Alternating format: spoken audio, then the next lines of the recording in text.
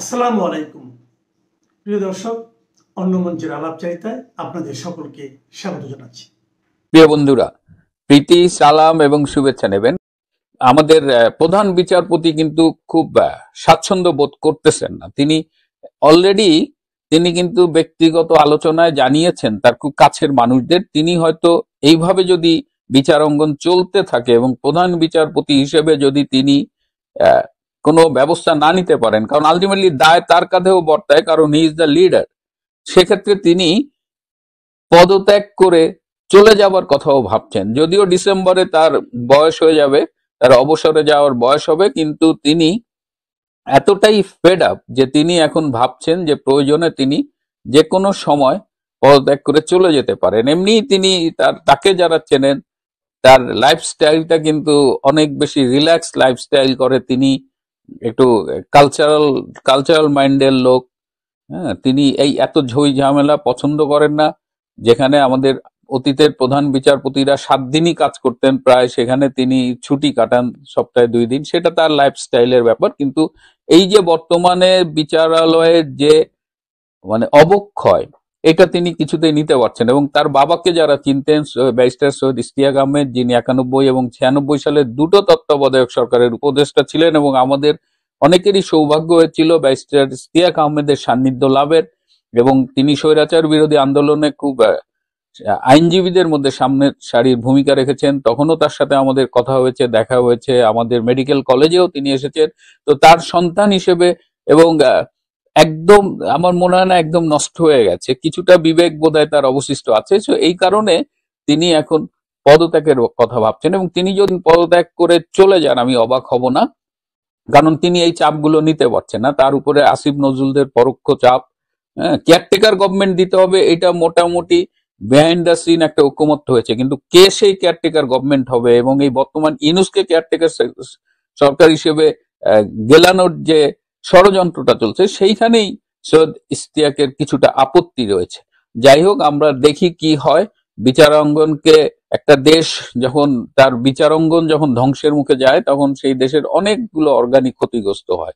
তো এই অবস্থায় কেয়ারটেকার ফিরবে বা কেয়ারটেকার ফিরুক, এটা অনেকেই চাইছে। এর মধ্যে আওয়ামী লীগ যখন কেয়ারটেকার সরকারের অধীনে নির্বাচন চায়, তখন ইনুস গংয়ের ঘুম আরো হারাম হয়ে যায়। সেটা নিয়ে আরেকদিন কথা বলবো।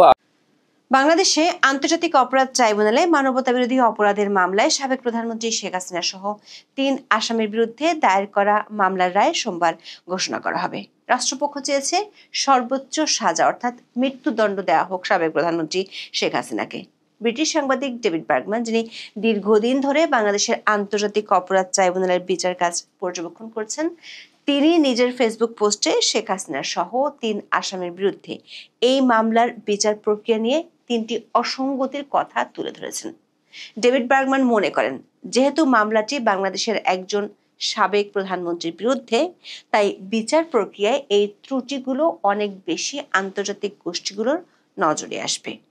তখন দেখা দিতে পারে নানা ধরনের প্রশ্ন। মজার ব্যাপার হলো, সম্প্রতি শেখ হাসিনা জাতিসংঘে আইনজীবীর মাধ্যমে যেসব নালিশ করেছেন, সেখানেও একই ধরনের অভিযোগ উঠে এসেছে। এদিকে শেখ হাসিনা এবং আওয়ামী লীগের অভিযোগ হলো ইউনূস প্রশাসনের লিখে দেয়া রায় দেওয়া হবে। তাই এই রায়ের প্রতিবাদে রোববারের পর সোমবারও বাংলাদেশে কমপ্লিট শাটডাউন পালনের ডাক দিয়েছে আওয়ামী লীগ। রোববার বেশ কিছু জায়গায় ককটেল বিস্ফোরণ ও বাসে অগ্নিসংযোগের ঘটনা ঘটেছে। আন্তর্জাতিক অপরাধ ট্রাইব্যুনাল ও আশপাশের এলাকায় পর্যাপ্ত সংখ্যক সেনা সদস্য মোতায়েন করে নিশ্চিদ্র নিরাপত্তা নিশ্চিত করতে সুপ্রিম কোর্ট প্রশাসন থেকে সেনা সদরে চিঠি দেওয়া হয়েছে। এসব কিছুকে ছাড়িয়ে নতুন করে বিতর্কের জন্ম দিয়েছে ঢাকা পুলিশ কমিশনারের একটি নির্দেশ। পুলিশ আইনের দোহাই দিয়ে যানবাহনে অগ্নিসংযোগ ও ককটেল নিক্ষেপ করতে এলে সরাসরি গুলির নির্দেশ দিয়েছেন ঢাকা মহানগর পুলিশ বা ডিএমপি কমিশনার শেখ মোহাম্মদ সাজ্জাদ আলী। 5 দিনের আগে চট্টগ্রাম মহানগর পুলিশের কমিশনার একই ধরনের নির্দেশনা দিলে সেটি নিয়ে মিশ্র প্রতিক্রিয়া তৈরি হয়। দর্শক, বাংলাদেশের পুলিশের বিরুদ্ধে বিচার বহির্ভূত হত্যাকাণ্ড এবং মানবাধিকার লঙ্ঘনের গুরুতর অভিযোগ আছে। প্রশ্ন উঠেছে, একাধিক মানবাধিকার কর্মী আছে অধ্যাপক ইউনূসের যে পরিষদে, সেই সরকার আমলে কি তাহলে পুলিশ আবারও ভয়ঙ্কর রূপেই ফিরে যাচ্ছে। ৭১-এর মানবতা বিরোধী অপরাধের বিচারের জন্য বিগত আওয়ামী লীগ সরকারের সময় আন্তর্জাতিক অপরাধ ট্রাইব্যুনাল গঠন করা হয়। ২০২৪ সালের ৫ই আগস্ট আওয়ামী লীগ সরকার পতনের পর এই ট্রাইব্যুনাল পুনর্গঠন করা হয়। পুনর্গঠিত ট্রাইব্যুনালে শেখ হাসিনার বিরুদ্ধে জুলাই আন্দোলনের সময় সংগঠিত মানবতা বিরোধী অপরাধের ঘটনায় প্রথম মামলা হয়। গত বছরের ১৭ অক্টোবর পুনর্গঠিত ট্রাইব্যুনালের প্রথম বিচার কার্যক্রম অনুষ্ঠিত হয়। ওই দিনই শেখ হাসিনার বিরুদ্ধে এ মামলায় গ্রেপ্তারি পরোয়ানা জারি করে ট্রাইব্যুনাল। ওই সময় শেখ হাসিনাই মামলাটির একমাত্র আসামি ছিলেন। পরে এবছরের মার্চে সাবেক স্বরাষ্ট্রমন্ত্রী এবং সাবেক আইজিপিকে এই মামলায় আসামি করতে প্রসিকিউশনের করা আবেদন মঞ্জুর করেন ট্রাইব্যুনাল। এবছরের ১২ই মে ট্রাইব্যুনালের তদন্ত সংস্থা চিফ প্রসিকিউটরের কার্যালয়ে তদন্ত প্রতিবেদন জমা দেয়। এই মামলায় শেখ হাসিনা সহ আসামিদের বিরুদ্ধে ৫টি অভিযোগ এনে প্রতিবেদন জমা দেয় তদন্ত সংস্থা। শেখ হাসিনা মাস্টার মাইন্ড, হুকুমদাতা ও সুপেরিয়র কমান্ডার হিসেবে মানবতা বিরোধী অপরাধ সংগঠিত করেছেন বলে তদন্ত প্রতিবেদনে উল্লেখ করা হয়েছে। পরে গত ১ জুন শেখ হাসিনা সহ ৩ আসামির বিরুদ্ধে আনুষ্ঠানিক অভিযোগ দাখিল করে প্রসিকিউশন। এরপর নানা আইনি প্রক্রিয়া শেষে গত বৃহস্পতিবার ট্রাইব্যুনাল ১৭ই নভেম্বর রায় ঘোষণার তারিখ নির্ধারণ করে। এই প্রেক্ষাপটে শেখ হাসিনার দল আওয়ামী লীগ অনলাইনে তাদের কর্মসূচি ঘোষণা করে। প্রসিকিউশনের পক্ষ থেকে সর্বোচ্চ শাস্তি মৃত্যুদণ্ড দাবি করা হয়েছে। অন্যদিকে শেখ হাসিনা ও আওয়ামী লীগের পক্ষ থেকে এই রায় পূর্ব নির্ধারিত বলে অভিযোগ আনা হয়েছে। দলটি ২ দিনের কমপ্লিট শাটডাউনের ডাক দিয়েছে। ১৬ই নভেম্বর বেশ কিছু জায়গায় ককটেল বিস্ফোরণ ও বাসে অগ্নিসংযোগের ঘটনা ঘটেছে। আগুন ও হাত বোমা বিস্ফোরণের মতো সহিংস ঘটনার জেরে ৪ জেলায় বিজিবি মোতায়েন করা হয়েছে। রোববার বিজিবি সদর দপ্তর এক বার্তায় ঢাকা, গোপালগঞ্জ, ফরিদপুর ও মাদারীপুর জেলায় এই মোতায়েনের খবর দেওয়া হয়েছে। আইসিটি ও তার আশপাশে নিরাপত্তা নিশ্চিত করতে সেনা মোতায়েন চায় সুপ্রিম কোর্ট প্রশাসন। গণমাধ্যমগুলোর খবরে বলা হয়েছে, সেনা মোতায়েনের জন্য ব্যবস্থা নিয়ে সেনা সদরে চিঠি দিয়েছে সুপ্রিম কোর্ট প্রশাসন। এরই মধ্যে ঢাকা মহানগরের পুলিশ কমিশনার একটি নির্দেশ দেওয়ার খবর গণমাধ্যমে ছড়িয়ে পড়লে তা নিয়ে ব্যাপক প্রতিক্রিয়া দেখা দিয়েছে। BDNews24.com এর খবরে বলা হয়েছে, যানবাহনে অগ্নিসংযোগ ও ককটেল নিক্ষেপ করতে এলে গুলির নির্দেশ দিয়েছে ডিএমপি কমিশনার শেখ মোহাম্মদ সাজ্জাদ আলী। রোববার বিকেলে ওয়্যারলেসে কমিশনার এমন নির্দেশনা দেন বলে জানিয়েছেন ডিএমপির অপরাধ বিভাগের একজন উপকমিশনার সহ ৩ জন কর্মকর্তা। তবে তারা নাম প্রকাশ করতে চাননি। বিষয়টি বিডি নিউজের কাছে স্বীকার করেছেন ডিএমপি কমিশনার নিজেই। তিনি বলেছেন, ওয়্যারলেসে তিনি বলেছেন, কেউ বাসে আগুন দিলে, ককটেল মেরে জীবনহানির চেষ্টা করলে তাকে গুলি করতে। এটা পুলিশের আইনেই বলা আছে। পুলিশের পক্ষ থেকে দণ্ডবিধির ৯৬ ধারার কথা বলা হচ্ছে, যেখানে বলা হয়েছে ব্যক্তিগত প্রতিরক্ষার অধিকার প্রয়োগকালে কৃত কোনো কিছুই অপরাধ নয়। দর্শক, এই একই বক্তব্য জুলাই আন্দোলনের সময় গুলি চালানোর পক্ষে ডিফেন্স হিসেবে তখনকার সরকার ও পুলিশের পক্ষ থেকে তুলে ধরা হয়েছিল।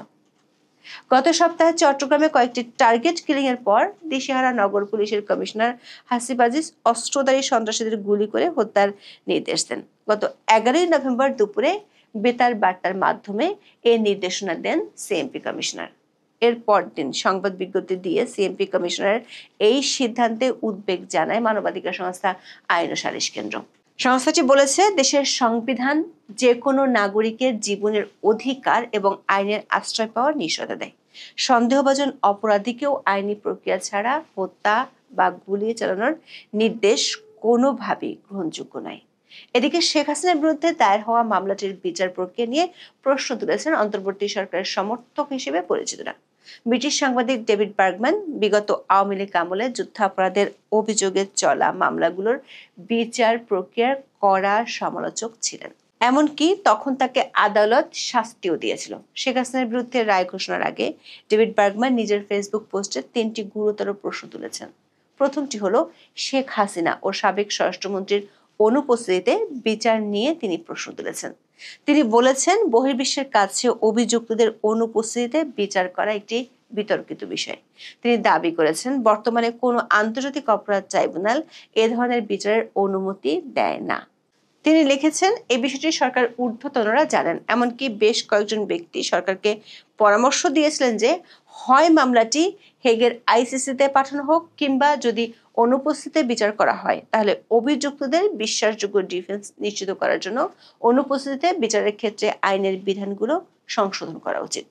ডেভিড বার্গম্যান বলেছেন, অন্তর্বর্তী সরকার আইসিটি আইনের অনেক সংশোধন করলেও অভিযুক্তদের অনুপস্থিতিতে বিচারের বিধানগুলো স্পর্শই করেনি। দর্শক, সাবেক প্রধানমন্ত্রী ও সাবেক স্বরাষ্ট্রমন্ত্রীর অনুপস্থিতিতে আদালত তাদের পক্ষে শুনানির জন্য আইনজীবী নিয়োগ দিয়েছেন।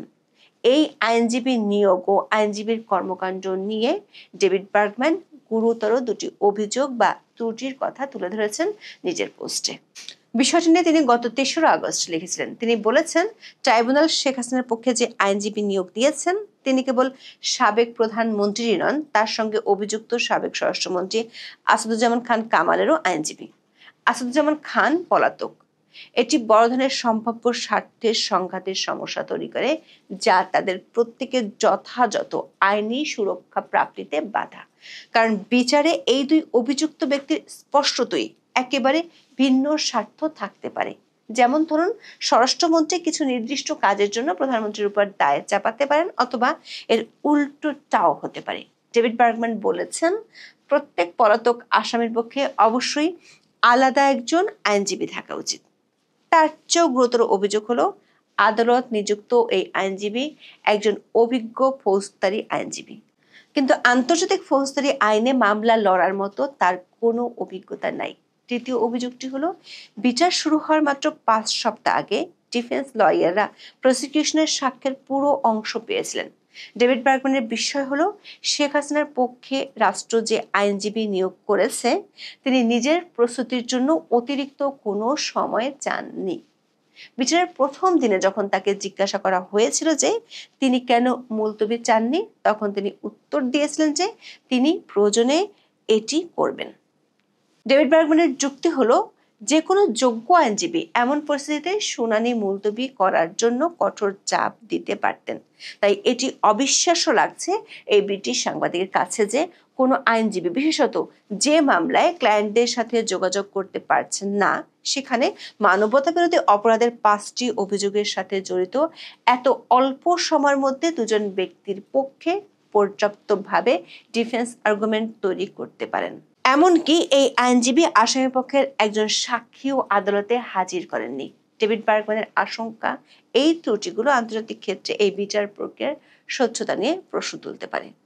দর্শক, শেখ হাসিনার পক্ষে আন্তর্জাতিক অপরাধ ট্রাইব্যুনালে মামলা লড়তে আবেদন করেছিলেন সুপ্রিম কোর্টের প্রবীণ আইনজীবী জেরাই খান পান্না। তবে আদালত তা খারিজ করে দিয়েছিল।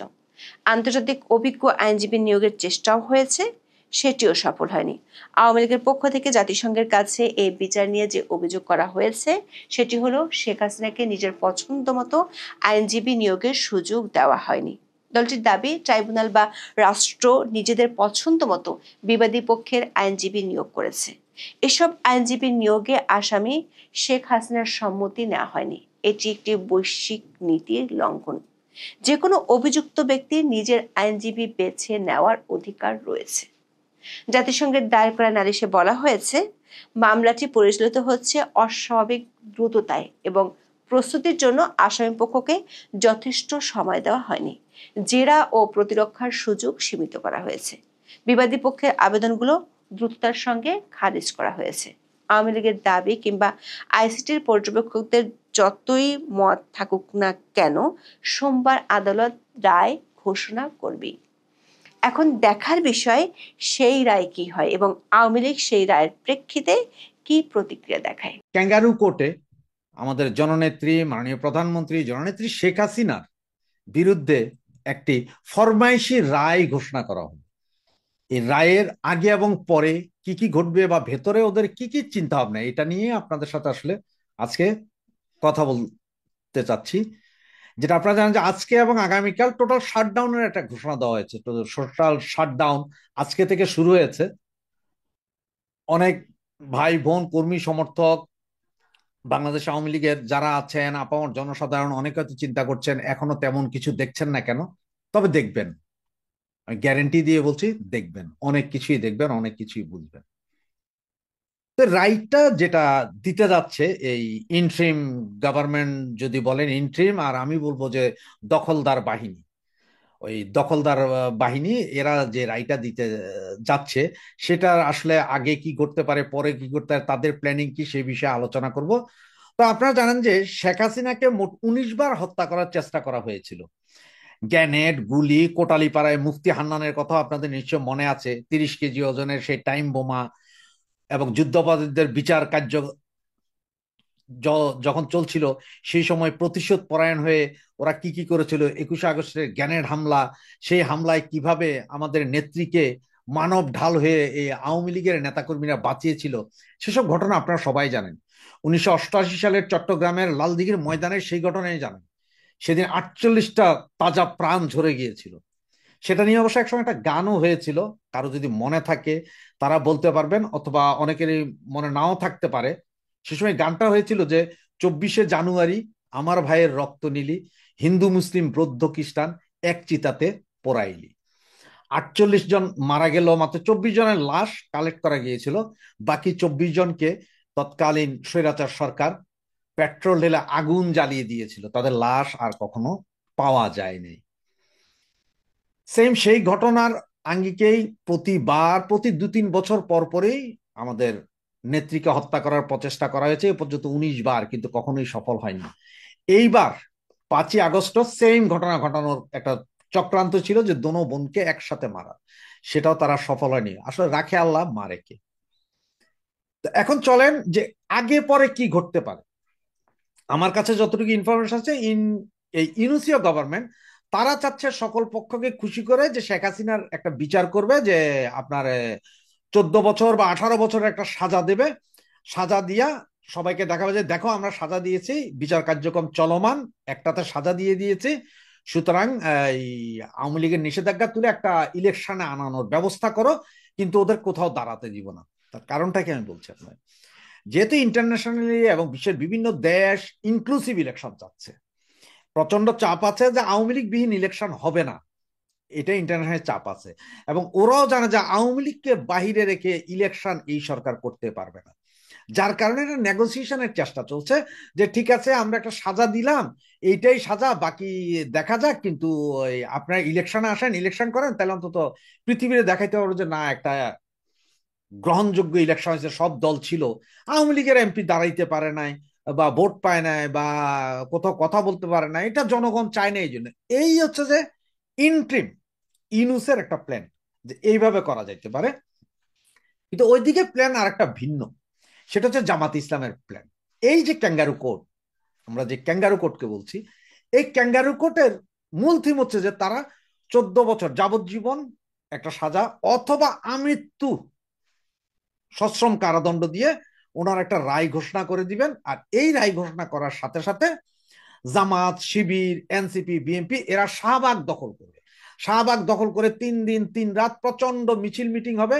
ঠিক মনে আছে ওই যে গোলাম আজমের সাজার পরের কাহিনী, গোলাম আজম, তারপরে ওই যে আরেকটা বের হয়ে গেল যে জামাতের, যেগুলোর সাজা দেওয়ার পরে আপনার সারা বাংলাদেশের মানুষ ছুটে এসেছিল, শাহবাগ দখল করেছিল, ফাঁসির রায় চেয়েছিল, কতে কাদের মোল্লা, তুই রাজাকার তুই রাজাকার। ওরা সেম ওই সিস্টেমটা তৈরি করতে চাচ্ছে, যে 3-4 দিন তারা ওইটা ঘেরাও করে রাখা, ফাঁসি হইতে হবে, মানে ফাঁসির আদেশ নিবেই। তখন ওরা এই ক্যাঙ্গারু কোড দেখাইতে পারবে যে ভাই আমরা আসলে ফাঁসির আদেশের দেই নাই, পাবলিক ডিমান্ড ছিল, আমরা ফাঁসির আদেশ দিয়েছি। এইটা করে তারা এবার ইন্টারন্যাশনাল দেখাইতে পারবে যে ইন্টারন্যাশনাল কোথাও ফাঁসির আদেশের এখন পছন্দ করে না। যার কারণে, এবং এত বড় একজন নেত্রী যে কিনা এখনো বৈধ প্রধানমন্ত্রী, তার ফাঁসির আদেশ দিবেন ক্যাঙ্গারু কোর্ট, তা আবার নিজেদের বিচারক, নিজেদের উকিল, নিজেদের মোক্তার, নিজেদের সাক্ষী, সব নিজেদের। আওয়ামী লীগের তো কেউ দাঁড়াইতে পারে নাই, কোনো উকিলও নাই। যেখানে জামাতের এই যুদ্ধাপরাধীদের বিচারের সময় তাদের নিজস্ব উকিলের বাহিনী নিয়ে গেছে তারা, সেটা আওয়ামী লীগের কারো দাঁড়াইতেই দেয়নি। সুতরাং এগুলাকে যাতে ইয়ে না হয়, এই জন্য ভাই পাবলিক ডিমান্ড ছিল, এই জন্য আমরা ফাঁসির আদেশ দিয়েছি। এই প্ল্যানটা তারা করার সবচেয়ে সম্ভাবনা 100%, কারণ এটাই নাকি তাদের মধ্যে এখন হচ্ছে। আমি জাস্ট এই ঘন্টাখানিক আগে খবরটা পেয়ে আপনাদের সামনে এসেছিলাম এই ভিডিওটা করতে, কারণ হচ্ছে যে আজকে নর্মালি আমি কোনো ব্যক্তিগত ভিডিও দিতে চাইনি, কারণ আমি চেয়েছিলাম যে কি হয় দেশে এটা দেখার জন্য। এবং আজকে সকাল থেকে আপনারা দেখেছেন তো, একটা মহিলা ছোট্ট একটা হ্যান্ড মাইক নিয়ে সেই নৌকার গান গাচ্ছে, পরে সেখান থেকে পুলিশ এসে তুলে নিয়ে গেছে। মানে পুলিশের কি ভীতি! একটা মহিলা, একজন শিশু কিশোর, যাকেই নৌকার কথা বলবে, জয় বাংলার কথা বললে ধরে নিয়ে যেতে হবে। এই হচ্ছে যে কাহিনী। তো আমি বুঝলেন যে আগে এবং পরে কি হতে হবে। আগের প্ল্যান যেটা বললাম, ওই যে এক শেখ হাসিনা ফাঁসি দিয়ে ইলেকশনের জন্য ঢাকা যে আসেন, আমরা নিষেধাজ্ঞা তুলে নিলাম, আপনারা ইলেকশনে আসেন, যদিও নুনুসের অধীনে কোনো ইলেকশন আওয়ামী লীগ করবে না বলে আমার এখনো বদ্ধমূল ধারণা। আরেকটা হচ্ছে যে ওই যে জামাত, শিবির, এনসিপি এদের যে প্ল্যান যে শাহবাগ দখল করা, এবং সম্ভবত আজকে সন্ধ্যার পর থেকে হয়তো আপনারা দেখতে পাবেন শাহবাগ যে অলরেডি হয়তো মঞ্চ তৈরি করতে পারে ওরা, আমার যতটুকু ধারণা। আর যদি না করে তাহলে ইনস্ট্যান্ট হয়তো ট্রাক দাঁড়া করে মঞ্চ করে তারা ওখানে লম্বা লম্বা বক্তৃতা দেবেন। এগুলা করার একটা প্ল্যান আছে। আর কালকে যে কি হয় সেটা হচ্ছে যে আসলে $1,000,000 কোয়েশ্চেন। কালকে রায় ঘোষণা কয়টায় হবে তা এখনো জানা না গেলেও বোঝা যাচ্ছে হয়তো দুপুরের আগে বা দুপুরের পরে রায় ঘোষণা হবে। তাও আবার জামাত শিবিরের অনুযায়ী, চাহিদা অনুযায়ী, মানে কয়টার সময় রায়টা ঘোষণা হওয়ার পরে তারা কোথায় কোথায় যে প্রসেসন নিয়ে তারা দখল করতে পারে। কারণ তাদের মনে একটা ভীতি আছে, এই রায় হওয়ার পরে বাংলাদেশের জনগণ এটাকে কিভাবে নেয়, সারা ঢাকা শহরে কি অবস্থা হয়, বা সারা চিটাং শহরে কি অবস্থা হয়, রাজশাহী, খুলনা, বরিশাল, মানে সারা বাংলাদেশে কি অবস্থা হয়।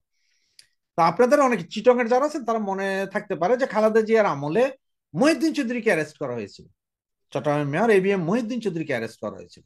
সেদিন সারা চিটাং শহরের কোনো একটা জায়গা বাদ ছিল না যেখানে আগুন লাগে নাই, যেখানে অঘটন ঘটে নাই।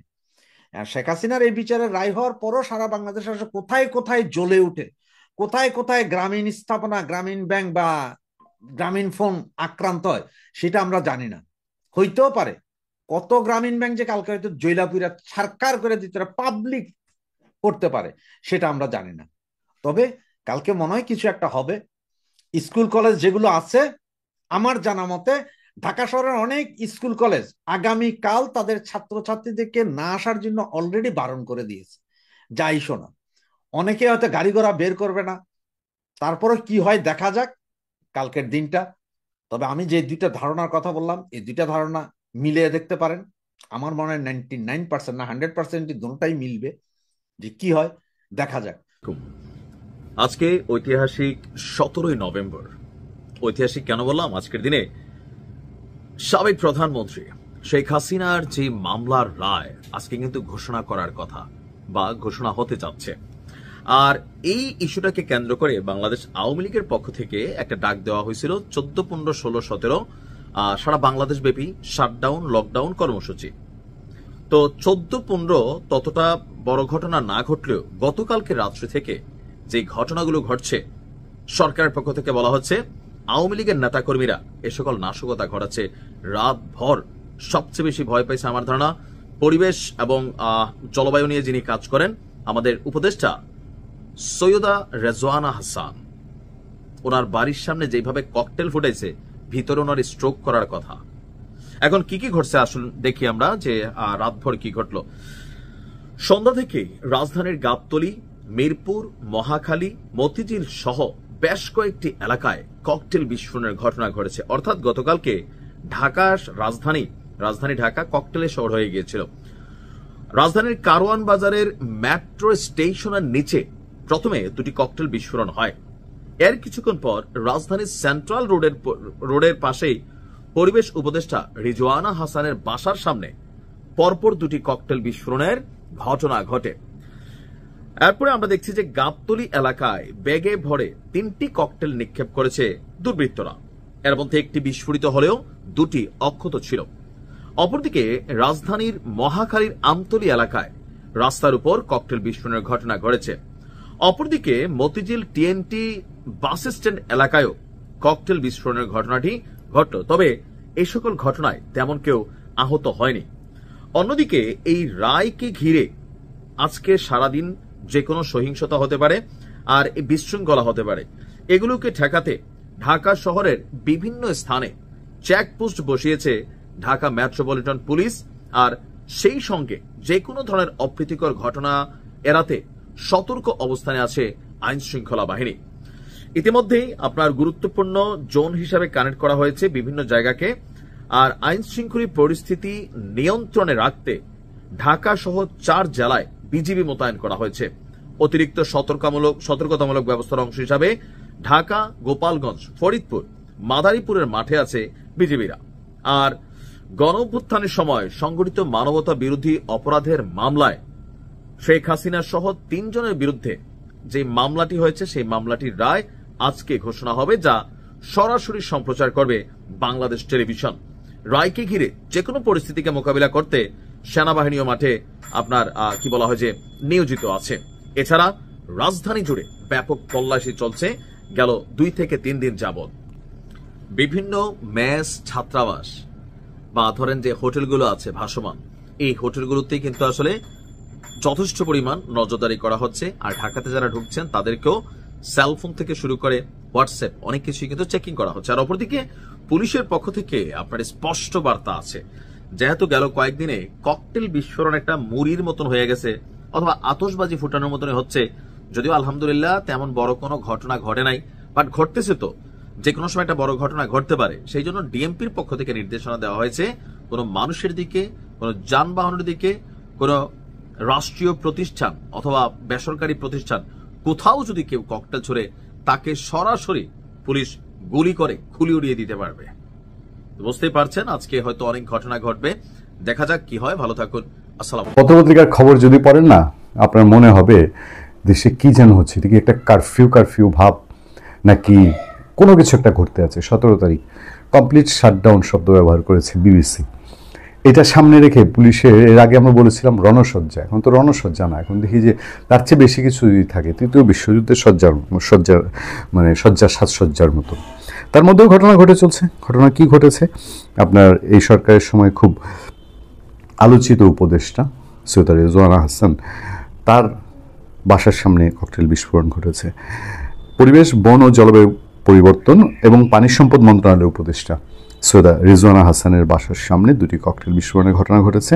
রোববার রাত 9টার দিকে রাজধানীর সেন্ট্রাল রোড এলাকায় এই ঘটনা ঘটে, তবে এতে কারো হতাহতের খবর পাওয়া যায়নি। তিনি দীর্ঘদিন ধরেই সেন্ট্রাল রোডে থাকেন। আমরা ওখানে তার ইন্টারভিউ করতেও একাধিকবার গিয়েছি তার বাসায়, এবং তার বাসা পরিচিত, যেহেতু মিডিয়ার মানুষ জানে, বাইরের মানুষ নিশ্চয়ই জানে। কয়েকদিন আগে ফরহাদ মাজারের স্ত্রী উপদেষ্টা ফরহাদ মাজারের বাসার সামনে, প্রবর্তনার সামনেও একই ঘটনা ঘটেছে। সৈয়দা রেজওয়ানা হাসান গণমাধ্যমে বিষয়টি নিশ্চিত করেছেন। প্রত্যক্ষদর্শীরা জানান, উপদেষ্টা বাসার সামনে 2টি ককটেল বিস্ফোরণ ঘটিয়ে পালিয়ে গেছে দুর্বৃত্তরা। এর আগে সন্ধ্যা 7:30টার দিকে রাজধানীর কারণ বাজারের সার্কফোয়ারা মোড় এলাকায় 2টি ককটেল বিস্ফোরণ ঘটে। এই ঘটনাও কেউ হতাহত নেই। এখানে একটা ইন্টারেস্টিং ঘটনা ঘটেছে। এই যে কারণ বাজারে যে ককটেল বিস্ফোরণ হয়েছে, এটা নিয়ে 2 থানার মধ্যে একটা টানাটানি শুরু হয়েছে। শুনেন একটু, ইন্টারেস্টিং খবর, তা মজা পাবেন। রাজধানীর কারণ বাজার মোড়ে 2টি ককটেল বিস্ফোরণ ঘটেছে। রোববার রাত 7:30টার দিকে ঘটনাটি ঘটে। পুলিশ জানিয়েছে ঘটনায় কেউ হতাহত হয়নি। দিয়ে ককটেল বিস্ফোরণের ঘটনাস্থল নিয়ে 2 থানা ঠেলাঠেলি করছে। তেজগাঁও থানা বলছে ককটেল বিস্ফোরণের ঘটনাটি ঘটেছে কলাবাগান থানা এলাকায়, আর কলাবাগান থানা বলছে ঘটনাস্থলটি তেজগাঁ থানা এলাকার মধ্যে। কলাবাগান থানার ভারপ্রাপ্ত কর্মকর্তা ওসি মোহাম্মদ ফজলে আশিক, তিনি গণমাধ্যমকে বলেন 2টি ককটেল বিস্ফোরণের ঘটনা ঘটে এবং ঘটনাস্থলে পুলিশ পাঠানো হয়েছে। তিনি জানান বিস্ফোরণের স্থান তেজগাঁ থানার আওতাধীন, তবে তেজগাঁ থানার ওসি মোবারক হোসেন বলেন বিস্ফোরণটি কলাবাগান থানা এলাকায় ঘটছে। জুলাই অভ্যুত্থানে, আচ্ছা, ওই পুলিশ কমিশনার সাজ্জাদ আলী সাহেব, চট্টগ্রামের পুলিশ কমিশনার সাদাত সাহেব বোধ হয় না নাম, ওনারা যে নির্দেশ দিলেন যে এরকম কেউ যদি করে বোমাবাজি, বিস্ফোরণ, আগুন জ্বালাও পোড়াও, তাহলে গুলি করার জন্যে ওয়ারলেসে সবাইকে এই আদেশ দিয়েছেন। তো এখন তো আপনার বিস্ফোরণের পরে জায়গাটা নিয়ে টানাটানি। এখন ওই জায়গায় যদি একটা অপরাধী দাঁড়ায় থাকে, তো আগে সে কোন থানা এলাকায় আছে এটা চিহ্নিত করতে করতে তো বেলা তো 17 তারিখ পার হয়ে যাবে। অপরাধী ধরবে কখন আর গুলি করবে কখন, মানে সব বিচিত্র কাণ্ড কারখানা। যাক, এইসবের মধ্যে দিয়ে আরও বড় বড় কিছু খবর ঘটেছে। সেটা হচ্ছে ঢাকা, গোপালগঞ্জ, ফরিদপুর, মাদারীপুরে আইন শৃঙ্খলা রক্ষায় মাঠে বিজিবি। কারণ টার্গেট বলি, স্পর্শকাতর বলি এবং নাড়া দেয়া, ঝাঁকি দেয়া। আমরা বলছি যে গোপালগঞ্জের লোকজন, ওই আপনি দেখবেন যে শেখ হাসিনাকে গ্রামগঞ্জে যারা আওয়ামী লীগ যারা করে, তারা অনেক সময় বা বয়স্ক মানুষরা শেখের বেটি ডাকে। তো শেখের বেটির এলাকা বৃহত্তর ফরিদপুর, সেই বৃহত্তর ফরিদপুর, মানে স্পেশালি 3টা জায়গা বলা হচ্ছে, ঢাকা, গোপালগঞ্জ, ফরিদপুর, মাদারীপুর।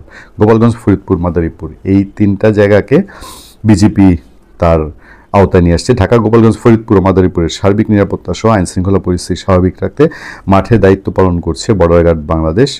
রোববার এক সংবাদ বিজ্ঞপ্তিতে এই তথ্য জানিয়েছে। মানে এই 3 জেলায় কি স্পেশালি কিছু ঘটবে, কোনো ইনফরমেশন আছে? নিশ্চয়ই কোনো একটা ইনফরমেশন আছে। তারপর ব্যাকগ্রাউন্ড বলা হয়েছে কী জন্যে, কি মোদ্দা কথা শেখ হাসিনার মামলা, সেই মামলার জন্যে, এবং পুলিশের যে রণসজ্জা সেই সংক্রান্ত খবরাখবরও পত্রপত্রিকায় আছে।